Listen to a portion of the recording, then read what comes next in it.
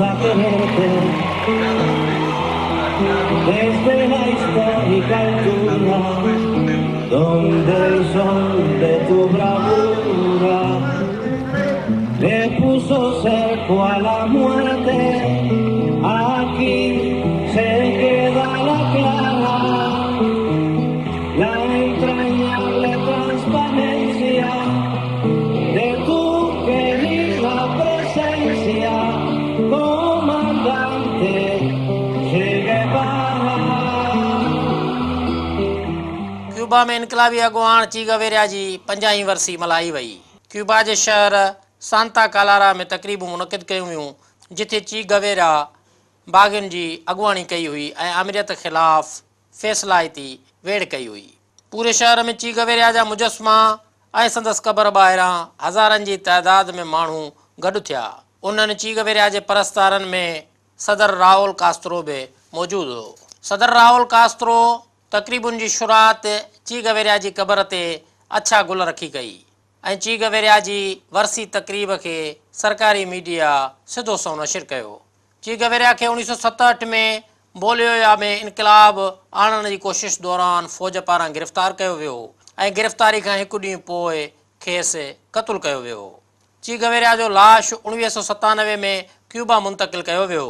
सन 1959 में क्यूबा में इनक़लाबी अॻुवान ची गवेरा फिडल कास्त्रो सां गॾिजी वेड़ कई हुई ऐं मुल्क में अमरीका नवाज़ आमिर बतिस्ता ख़िलाफ़ कामयाब वेड़ खां पोइ हुकूमत जो तख़्तो ऊंधो कयो ऐं सोशलिस्ट हुकूमत क़ाइमु कई हुई। ची गवेरा जे मौत जे 50 सालनि खां पोइ क्यूबा जी करंसी ते ची गवेरा जो नालो गूंजे थो ऐं अॼु बि लातीनी अमेरिका समेत पूरी दुनिया में ची गवेरा ॼातल सुञातल शख़्सियत तौरु यादि कयो वञे थो।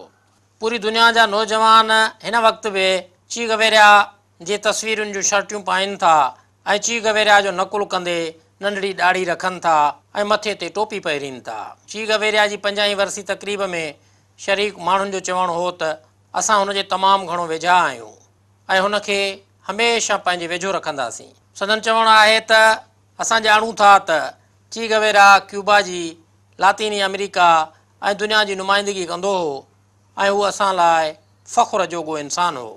ची गवेरा हमेशह संदन दिलनि में ज़िंदा रहंदो। क्यूबा जे शहर सांता क्लारा में मुनक़िद थियल तक़रीबुनि में नौजवाननि तोड़े बुज़ुर्गनि वॾे अंग में शिरकत कई ऐं ची गवेरा सां मोहबत जो इज़हार कयो।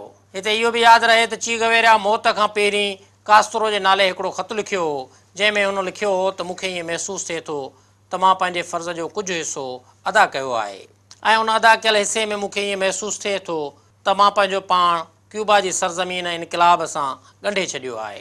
तंहिं करे मां तव्हां खां साथियुनि खां ऐं तव्हांजे अवाम खां जेको मुंहिंजो थी चुको आहे उन खां मोकिलाणी कयां थो। पर हाणे मूंखे क्यूबा सां को बि कानून नथो ॻंढे पर क्यूबा जे अवाम सां मुंहिंजो रिश्तो अटूट आहे जेको कॾहिं बि टुटणो ऐं छिॼणो न आहे।